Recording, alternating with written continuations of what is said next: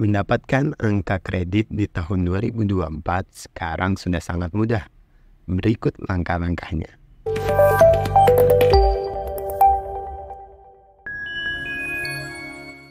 Salam cerdas, antusias.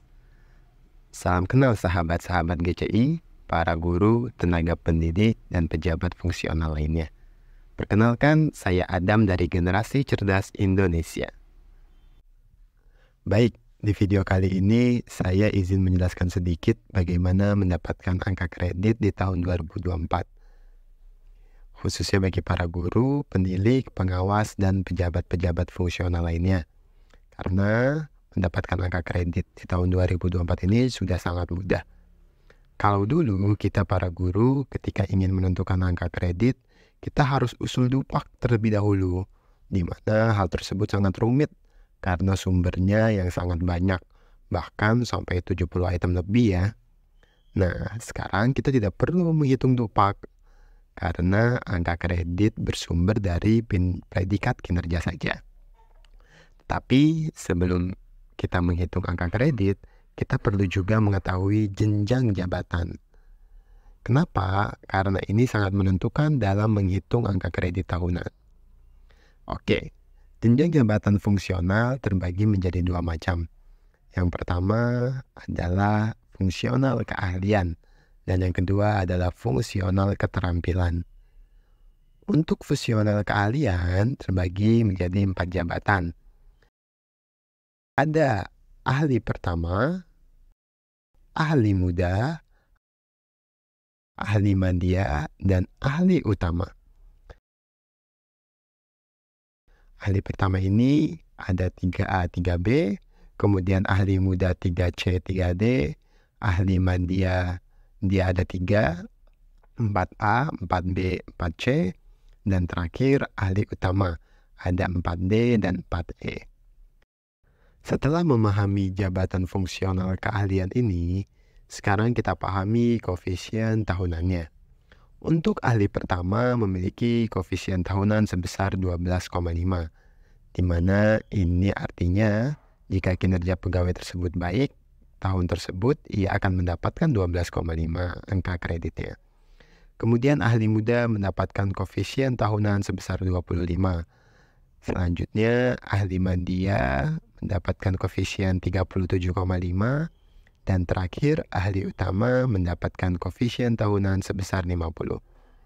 Kalau dilihat dari bagian ini, maka semakin tinggi jabatannya, semakin besar pula angka koefisiennya. Tapi kebutuhan angka kredit mereka juga semakin besar, sehingga sebenarnya ini seimbang ya. Oke, next adalah kita harus mengetahui predikat kinerjanya. Predikat kinerja ini terbagi menjadi 5. Sangat baik, baik, cukup, kurang, dan sangat kurang. 5 predikat kinerja ini memiliki persenannya masing-masing, yang nanti dikalikan dengan koefisien tahunan pegawai tersebut. Sangat baik sebesar 150%, baik 100%, cukup 75%, kurang 50%, dan sangat kurang 25%. Maka, jika semakin baik predikat kinerjanya, semakin bagus juga nanti ketika dikali dengan koefisiennya, yang mana hal ini mempercepat kenaikan pangkat kita. Tapi standarnya predikat kinerja itu ada di baik 100%, di mana berarti kenaikan pangkatnya juga normal dalam kurun waktu 4 tahun. Tapi jika ada predikat kinerjanya sangat baik, tiap tahunnya, maka bisa jadi kenaikan pangkatnya itu lebih cepat, hanya butuh waktu 3 tahun. Kalau kurang atau bahkan sangat kurang, semakin lama pula kenaikan pangkatnya. Nah, yang terakhir, rumus untuk mendapatkan angka kreditnya. Kita singkat menjadi AK. Ketika sudah paham predikat kinerja atau yang kita singkat PK dan koefisien tahunan atau KT, rumusnya adalah KT dikali PK sama dengan AK. Koefisien tahunan dikali predikat kinerja sama dengan angka kredit. Mari kita masuk ke contohnya. Misal, kita ambil contoh dari ahli pertama atau guru pertama. Ada guru pertama bernama Asep, di mana koefisien tahunannya atau KT-nya sebesar 12,5. Kemudian di tahun tersebut dia mendapatkan predikat kinerja atau PK yang sangat baik. Berarti 12,5 tersebut dikali 150%. 12,5 dikali 150% sama dengan 18,75. Kemudian di tahun kedua ternyata PK-nya hanya baik.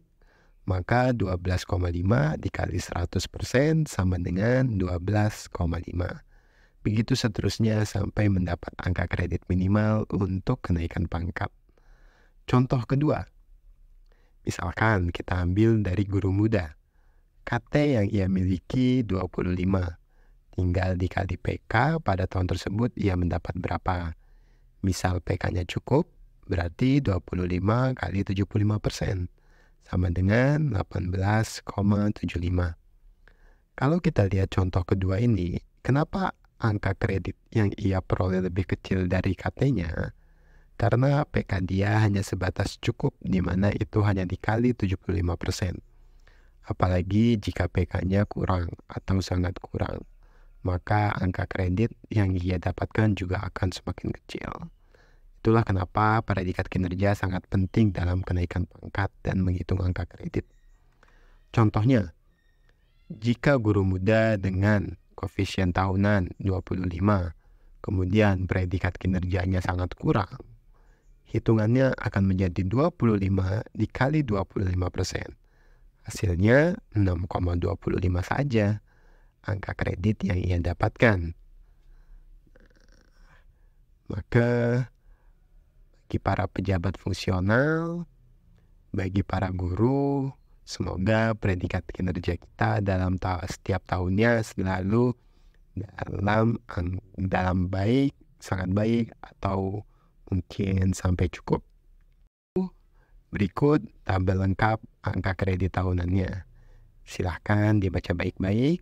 Berikut ada hitungan lengkapnya, bagaimana jika predikat kinerjanya baik, bagaimana jika predikat kinerjanya sangat baik, bagaimana jika predikat kinerjanya cukup. Kemudian sudah saya cocokkan juga dengan jenjang jabatannya. Begitulah langkah dan contoh-contoh mudah menghitung angka kredit pada tahun 2024 ini, yang insya Allah dengan penjelasan singkat dari Adam ini bisa mudah dipahami oleh Bapak Ibu semua. Jika ada pertanyaan, silahkan tanyakan di kolom komentar. Insya Allah akan Adam bantu sebisanya. Cukup sekian dari Adam, Generasi Cerdas Indonesia. Semoga video ini membantu Bapak Ibu semua. Jangan lupa di like, komen, dan subscribe. Salam cerdas, antusias.